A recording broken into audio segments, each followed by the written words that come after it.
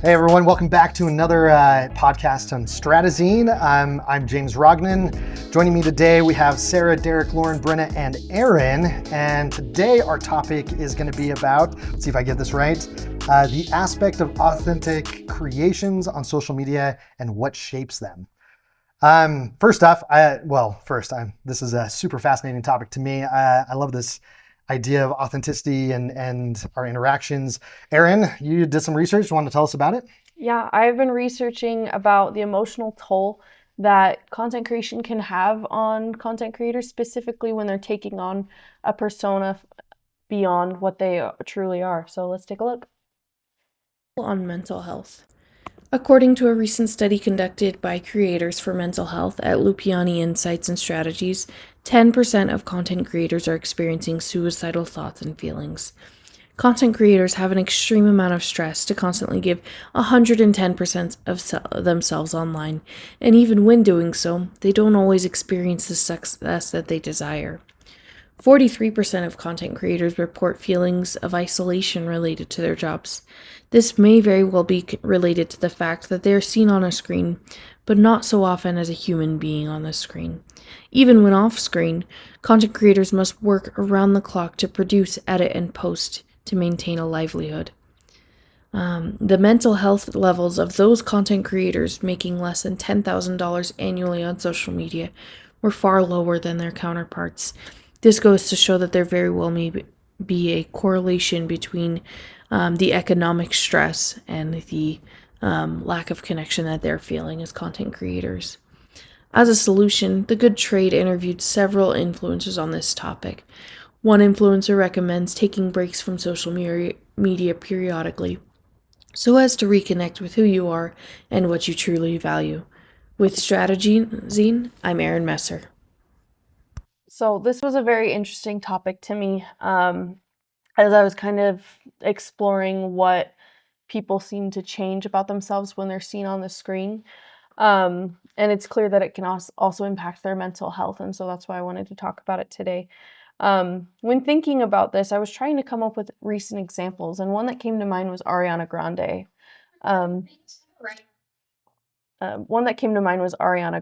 Who, 10 years ago, we saw her on Nickelodeon as Cat Valentine. And as she was in this role, she dyed her hair bright red, and she was talking with that very high-pitched voice.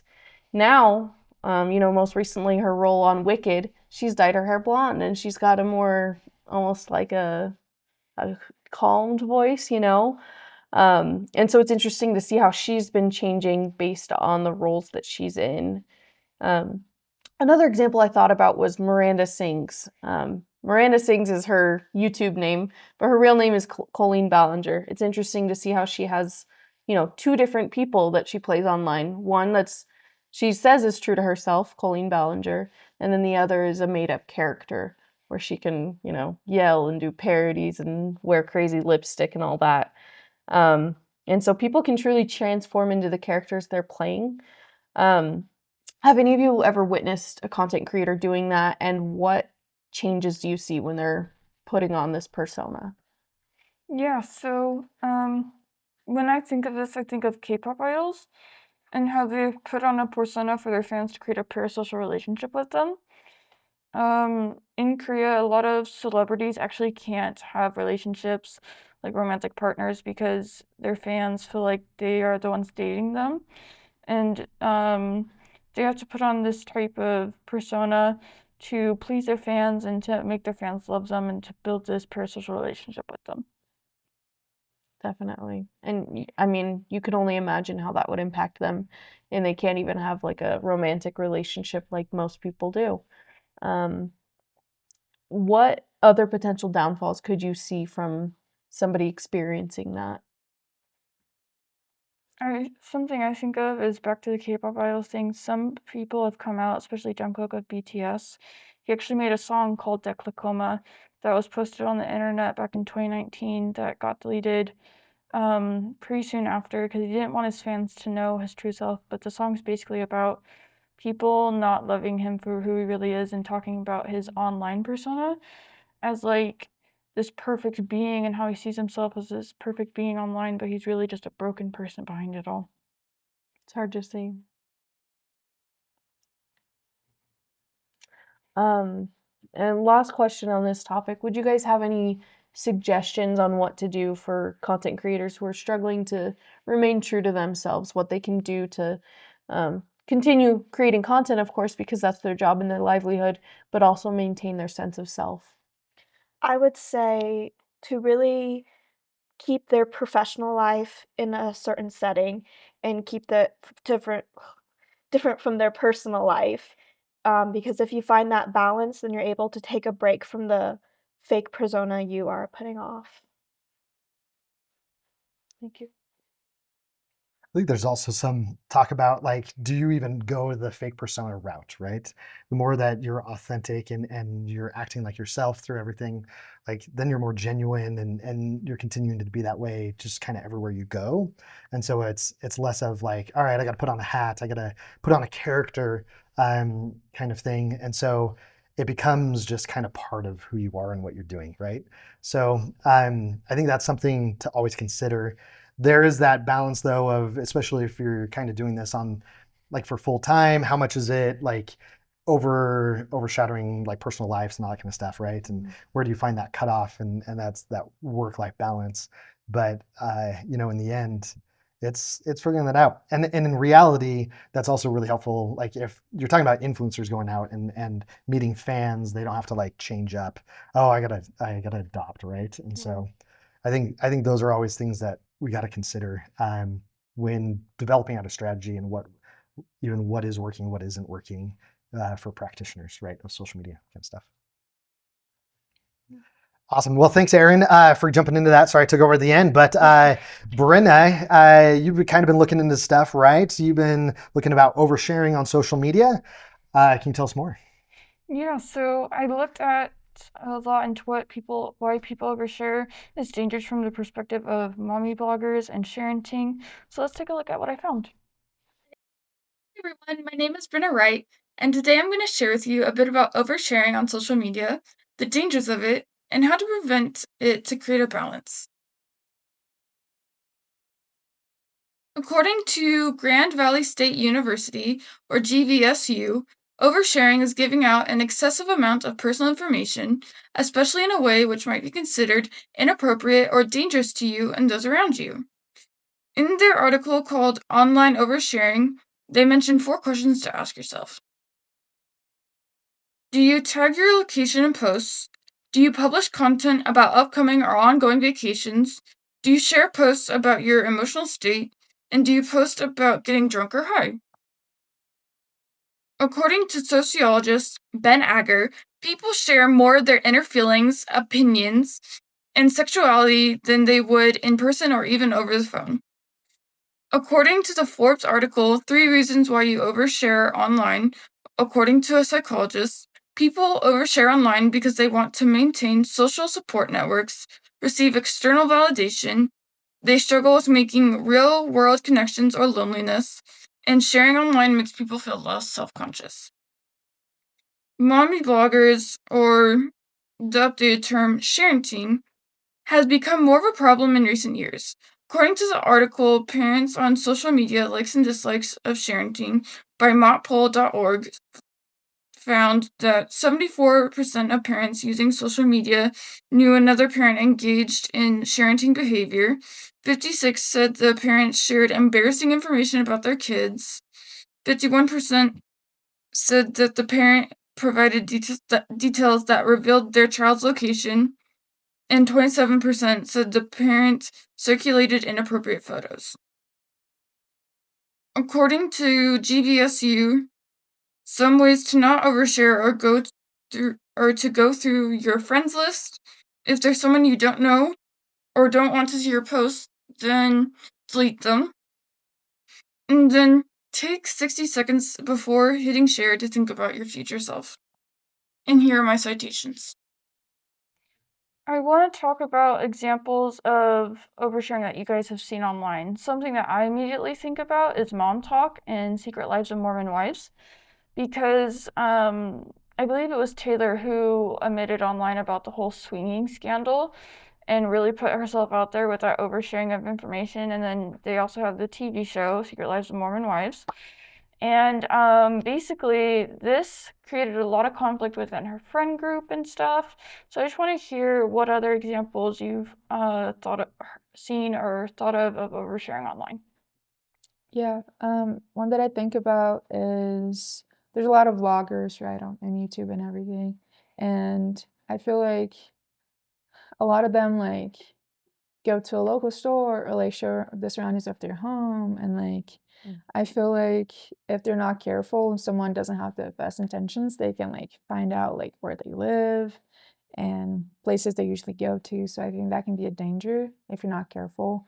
Because people can like, if they really want to, they can like go on Google Maps and find like a store there's nearby and like ways to figure out their location. So I think that can be a danger of oversharing. Yeah, totally. With these examples we mentioned, how have you seen this affect these influencers? So, kind of for mine, I see people judge them a lot online, especially Taylor. I see like they probably bully their children and find their children. And then, kind of like Lauren was saying, they can find their homes. But you were mentioning something earlier, before the podcast about people, about that one influencer who blurred out the faces of her kids. Can you share a bit more on that? Yeah, I don't know if you guys know her. I think her name is Jane. She's from Utah, and she's like the Utah mom, and she's very funny. And I think she started like not showing her kids online anymore and like blurring their faces, not showing them. And I've seen a lot of influencers do that too. And I think just out of the concern and fear of what that can mean for the kids, like when they go to school or things like that. I even saw like this ad. It was a commercial of like I think a family went to the shopping mall and then a stranger was like, "Hey, like talking to the kid like, oh, I saw that you went to this play and everything," and it was just because the mom had posted about it on the internet with the kids, and it was just like a call out to protecting the kids' privacy and everything. So I think that's a consequence that can happen to the kids, and people are trying to avoid that. So Yeah. yeah. A couple years ago, I was sitting at a restaurant and I looked over and Post Malone was eating there, of all gosh. people. And he had a bunch of security guards with him and stuff. And, me as a crazy fan, I like took a picture from trying to be discreet, take my picture like this. And immediately one of his security guards came over and was like, please delete that right now. He's eating with his wife and his kid. Like, give him some privacy. He'll be happy to take a picture with you after, but don't take a picture of his kid. I wasn't in my mind taking a picture of his kid. I was taking a picture of Post Malone, right? And, before that, I didn't even know that he had a child. I think a lot of people don't. And he did. He took a picture with me outside the restaurant after the fact. But I just felt really bad because there are so many people that are concerned with safety online, and you never know what people can do if they have that sensitive information. Yeah, totally. We saw this a lot in TwitchCon this year actually. There was a lot of incidences that actually happened, and the previous year too, to the point where Twitch is actually kind of under fire a little bit about their security and the lack of it, and what happened in those. So it is something that, as like personal brands or personas get developed, that is always something to consider. Do you guys know who Casey Neistat is? He did he was pretty popular quite a few years ago. He still makes videos. He was doing like a daily video every day for a long time, but he had a rule never showing his kids in any of the videos. But then you also have the adverse side of that, and I think this is kind of an interesting thing. I would just pose this question to you guys. Sean Duras, do you know Sean Duras? So he started off on Snapchat, but then he kind of built out his own presence on YouTube, and he's kind of built this gaming empire. But then he also has a media kind of like channels, and it's for his kids. They all have, well, not all of them, they have their own channels. They even have their own cartoon show based off of their kids. But it's very geared towards their kids, and it's geared towards other kids. And so you don't hear a lot of reports or things, at least about stuff that's happened to them. And that's kind of the question is, what's your audience? What are you trying to do? What are you trying to achieve? I would even pose the question of like mom talk, that kind of stuff. Their goal is to get seen. So like coming on with some sensational, this is crazy things that happened that led to, what are they on, 3 seasons? Yeah, Yeah. And then was it Whitney? Whitney's on Was Dancing with the Stars, right? It's led to a lot of deals. And even Whitney has come back and said, like, I've done this to kind of, explore those opportunities. And so it's this balance game, and you have to figure that out, right? Yeah, totally. So thanks, Brenna. Anything else to add? Share? That's it. Okay. We're moving on to Sarah. You're up next with why people connect with certain posts. Can you tell us more about that? Yeah, well, we will examine the elements that influence why people connect with certain posts and what makes them different from other posts. Here's the information I gathered. Engaging the audience. What makes it different from other posts? Having a clear message can help you stand out in the social media world. Keep it simple, straight to the point. This will help the audience from being overwhelmed with information, grabbing the attention and allowing them to feel comfortable engaging with more of your content. Appearance is also important in social media. Brand style and displaying emotion help make you stand out from other posts. As you can see in the Starbucks image pulled from their Instagram page, they remain in their brand style with their logo, coffee, and green, but adding some Christmas red. This creates emotion that comes with Christmas. Alongside having clear message and appearance, it's important to be relatable. What makes you different? Yeah, so what do you think matters most? Clear message, appearance, or relatability? So I think relatability, because when I think of a post, what I like about a post, I think of how it relates to me. Kind of reminds me of when Kylie Jenner and her mom went grocery shopping and her mom cheered her on for pushing a cart into this is just so funny to me, into the cart rack, and it's just not relatable at all. But the only reason I remember it is because it's so funny. But I don't think, wow, that's so relatable. I connect with this and I will hold this dear to my heart. No, I just think it's kind of stupid and funny. But but otherwise I think of things that relate to me and how important it is that something relates to me. So yeah. I think for me, a clear message is most important because, at least for me, whenever I'm like on my laptop or phone looking up something, if I don't understand the message, then I will just simply scroll past it. That's oftentimes I will do that, and I think a lot of people would. So if I understand the message and like hear what it's saying and how clear it is, then I'm I'm interested at first. So. And what makes you stop scrolling? That's a really deep question. I think just anything that is out of the ordinary, or anything that I'm passionate about. To keep it simple, I guess. Yeah, I think for me it needs to be something that like has a good hook or like catches my attention right off the bat. And like can be a picture or like a video. And I think that's getting harder now because people's like attention span is not really good.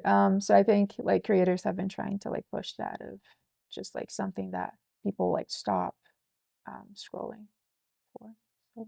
For me, it's like if I see someone that I recognize, whether that be a family member or like as I shared previously, like Kylie Jenner and her mom. Because the reason I stopped and watched that is because I'm like, oh, I recognize them.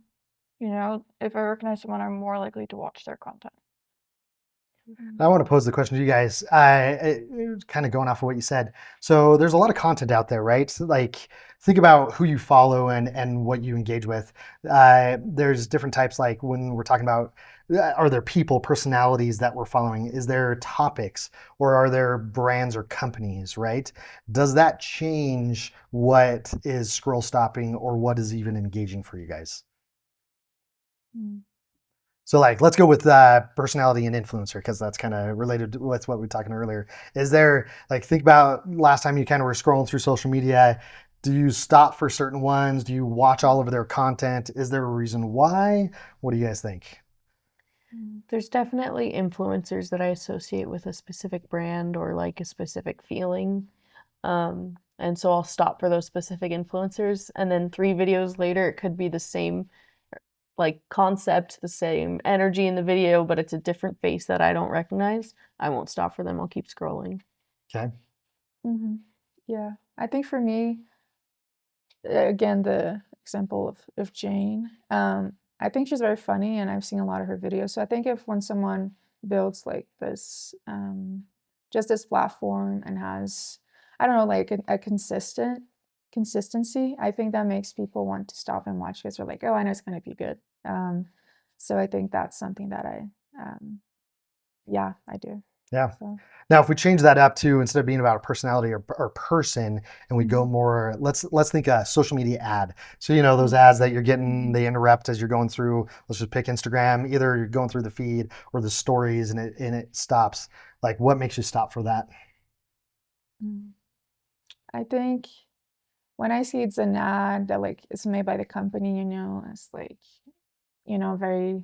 It's kind of interesting because I'm going to talk about this later, like user-generated content. I feel like if it's someone, it's more likely that I'll watch it. But if I see this like, like a very professional video they made by the brand and it's like a commercial, I'm like, oh, I don't want to watch that, and I skip it. So yeah. I've been intrigued by a lot of ads that don't feel like ads, and then at the very end, you're like, oh, I bought in. Yeah. I watched the whole thing, it was like a minute long because it's a skit or something, and then all of a sudden you realize, oh, they're selling me dryer sheets. I didn't realize that. I thought it was just funny, so I stopped for those. Yeah. I usually skip any ad because I don't want to be there to buy things. But when I do stop at an ad, it's usually when it gives me a lot of information about what I could be buying. And typically, is that going to be something like you're already interested in, or a topic, or like you've kind of a look in that direction, or is it a mix of both? Yeah. Yeah. Mhm. So I think that's for me, the biggest thing is always when it comes to content and engaging content value, it's all about who's the audience, what are they getting out of it, not necessarily about what is the person posting, what are they doing? Does that make sense? And so talking about that topics, it's so hard because it's so just dependent on where you're going, right? So anything else to add, guys? And we'll move on. Derek? Yeah. Okay, what did you search up? What was your topic? So my topic was basically how influencers can lose themselves in the analytics. And I think I just want to start off with this one report from Science Direct back in 2025, earlier this year, where it says that influencers follow trends because they feel they have to, not because they want to. And creativity becomes constrained by these platform rules. So, and more will be discussed about that in the clip. Step 1. Metrics become tied to identity. Analytics stop feeling like performance data and start feeling personal. High or low engagement is interpreted as a reflection of self-worth. Number 2. The algorithm becomes the main audience. Focus shifts from authentic expression to what the algorithm wants. Number 3. Constant comparison to others. Impressions, likes, and follower counts fuel unhealthy comparisons. Number 4. Creativity turns into a numbers game. Content choices begin revolving around what performs best. Number 5. Mental health impact. Compulsive checking of analytics creates stress and anxiety. Fear of decline in engagement leads to burnout. Number 6. Persona versus the person.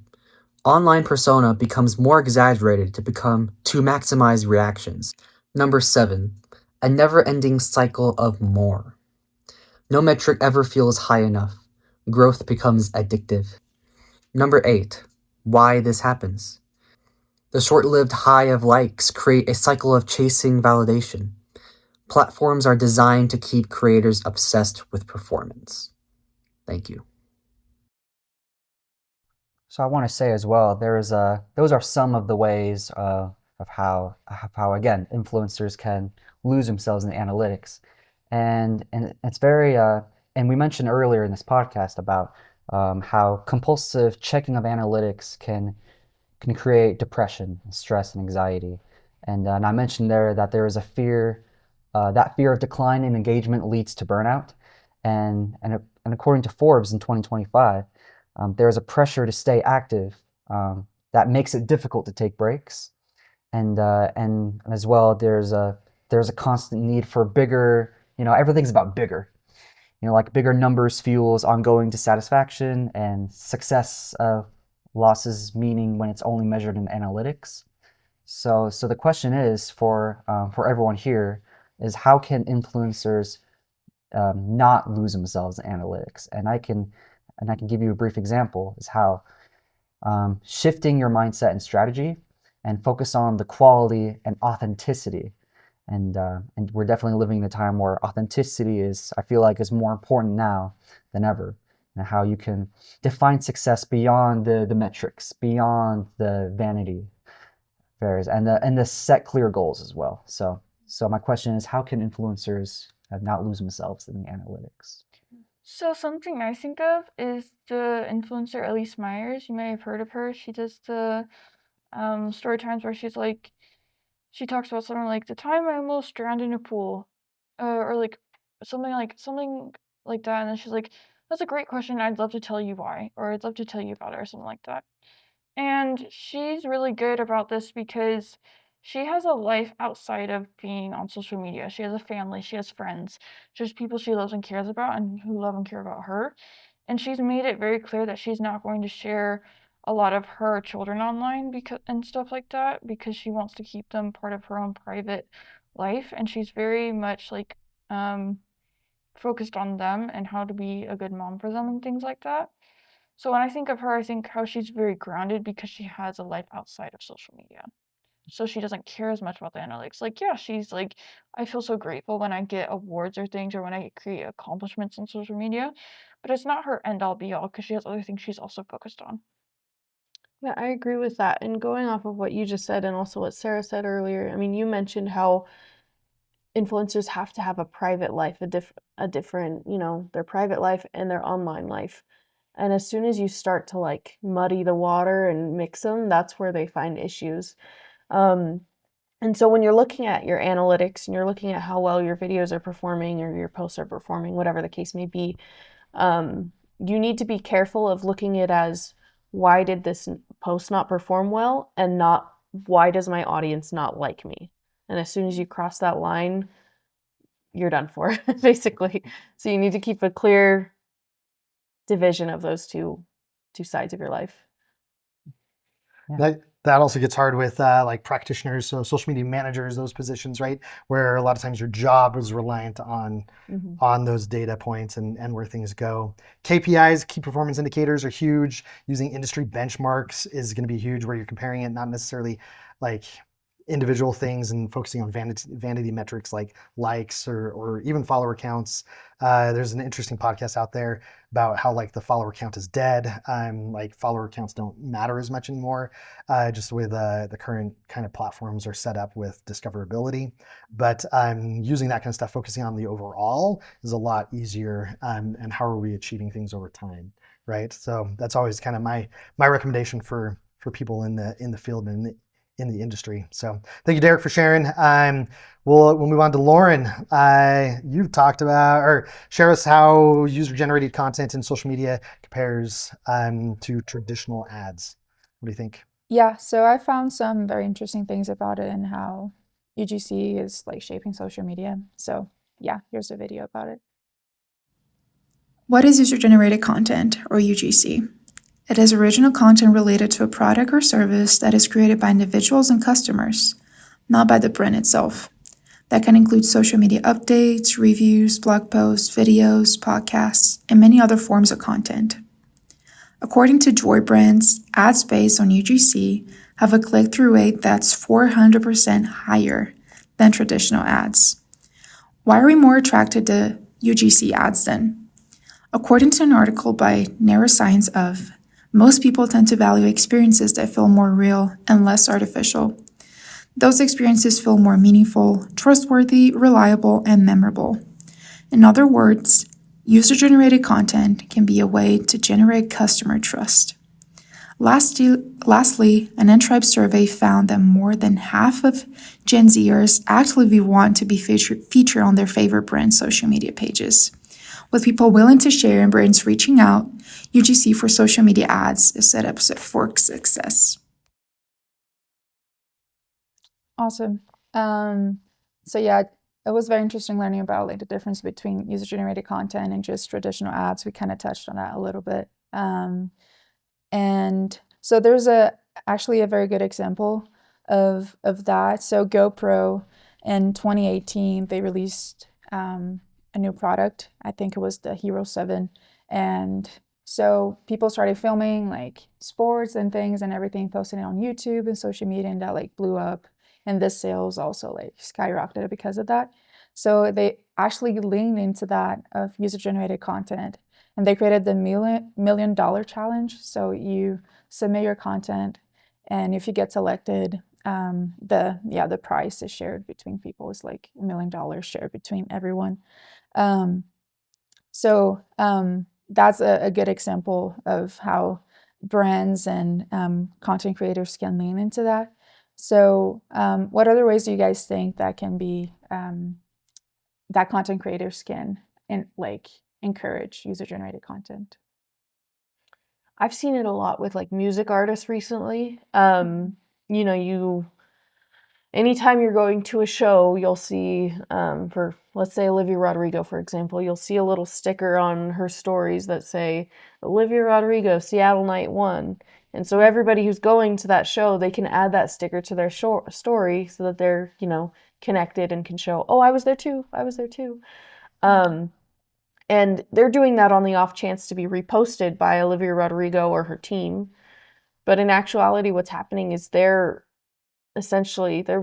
doing ads for free for her as a brand, for her as an artist, and then the show prices can go up because she's worth more, because you can see other people that are similar to you value her music, so you should too, Mm-hmm. Yeah, thank you for sharing. That's great. Yeah, it's even when we don't realize it, sometimes it's like that user-generated content will influence someone, and that will either that be an influencer, a brand, or So My favorite example of user-generated content is with Subaru. This was, I can't remember how many years ago. They did a PR campaign. It was super creative, super fun.